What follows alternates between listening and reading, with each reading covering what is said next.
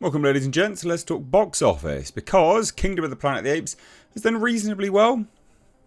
It seems to be really mixed. This is a film which you either love it or you hate it by the looks of it. I myself did quite enjoy it. I've done a review of it. I'll leave it linked above somewhere. So we're going to take a look at the box office today, like I usually do for relatively large movies here and there. Hit subscribe if you're new here, folks. And please do turn the bell notifications on. But let's take a look, right? So this is Deadline. They have such a good breakdown. Always with a really good breakdown. So Kingdom of the Planet of the Apes dawns worldwide with $129 million. So this is international box office. Well, it's just worldwide. So we'll look at the worldwide box office of this film. It has... I say this is surprisingly well. It shows that there is still like a desire for this franchise. And it's a pretty decent franchise. I think if you liked the last three, you'll like this one. It's a pretty good metric to work with, to be honest. So Kingdom of the Planet of the Apes dawned to $129 million global debut. $72.5 million from 52 international markets and $56.5 million domestically. Pretty damn good, actually, for what it is, anyway. The worldwide start makes it the third biggest global bow of the year. So, yeah, like, that's not too bad. Yeah, it's not terrible. Not terrible at all. So overseas, Latin America was particularly strong, including Brazil, delivering the market's biggest opening of 2024. In China, the movie came in number one with $11.4 million, but as we noted yesterday, this is currently a soft market after the record-breaking May Day holiday frame. I still don't know if they're including China in the global debut. They do tend to include that like in a different figure because America doesn't have the same share of that, basically. So it's not the same kind of figure. So also says here, hopeful kick towards the start of the summer. Maybe, I guess. I don't really think that matters that much. I don't think this says that the summer is going to be good for box office, actually, at all. Asia Pacific. Kingdom of the Planet of the Apes opened as the third best of 2024 in Australia, Hong Kong, India, Indonesia, Japan, Malaysia, New Zealand, Taiwan and Thailand. Indonesia and Vietnam gave it the best start of the modern franchise. IMAX did pretty well, actually. In IMAX, $13.2 million global, so they'll be taking a good, healthy chunk from that. And also, it does talk about If, which is like a kids movie, Imaginary Friends pick. I mean, it's not great, to be fair. Pretty terrible, actually, quite frankly. But that is what it is.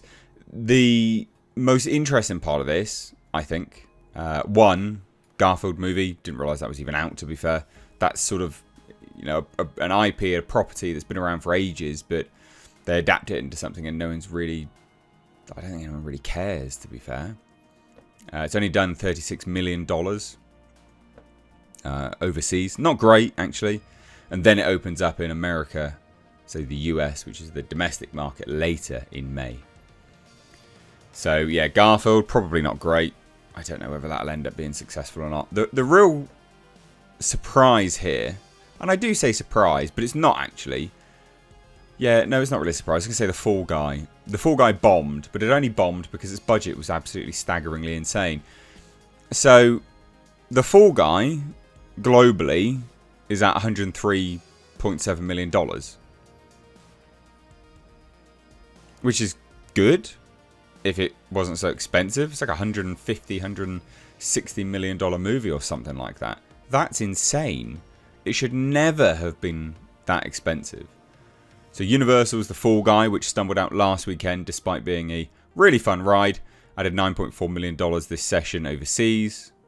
So down 54%. Which then brings the offshore cum to $54 million.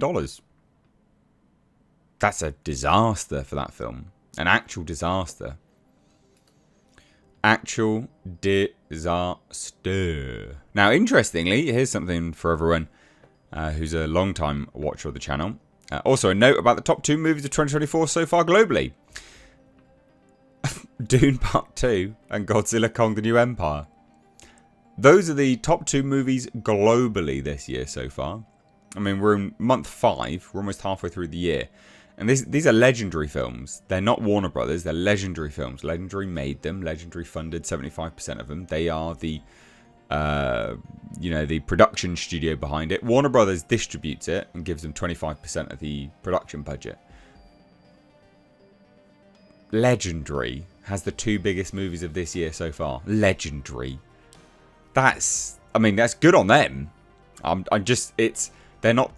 They're not considered the powerhouse, are they? Let's put it that way. You don't think of Legendary as one of the massive sort of powerhouse studios in Hollywood, and they have the 2 biggest movies of this year so far financially. That is genuinely crazy. Absolutely crazy. Mental. Challengers, that's kind of bombed, to be fair. $68.7 million global. Godzilla Kong the New Empire, still in theatres. $558.8 million global. Kung Fu Panda, $529.3 million global. I'm surprised that's still going, but good on them. Tarot, that's bombed, or Tarot, that's bombed. $20.2 million global. That still might make some money, to be fair. It probably cost nothing. Ghostbusters Frozen Empire. I said Godzilla Frozen Empire. Ghostbusters Frozen Empire has been relatively successful with $198.4 million global. I think that's just broken even now. Can't remember the budget of that. And Abigail, I think this would have done okay. $37.5 million global at the moment. So not horrendous. Just funny. I mean, look, Kingdom of the Planet of the Apes, $129 million worldwide. Not bad. It's, again, not absolutely incredible.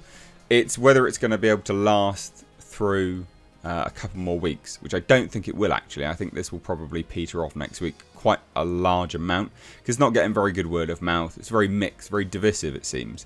I don't really know why. Like, it's a fine film. Again, if you liked him, I think you'll like this. Yeah, I think you'll like it. I enjoyed this film, for what it's worth. But anyway, there you go. There you go. What else do you say? I mean, Legendary with Dune and Godzilla. Who'd have thought that? Halfway through the year, basically. And Legendary has the 2 biggest movies of this year so far. And The Fall Guy has absolutely bombed. It does show the difference and the desires of the audience changing. I say the difference, but it is the difference in the desires of the audience changing. These sort of big pick stars and stuff. I don't think people really care. I don't think anyone watched Dune for the actors. I think they watched it for the story. So, there you go. A Godzilla movie. Which, hey, I'm all for. No wonder they're continuing it. Which was previously announced. So, there you go. What do you think? Let me know down below. Cheers, guys. Take care. Bye-bye now.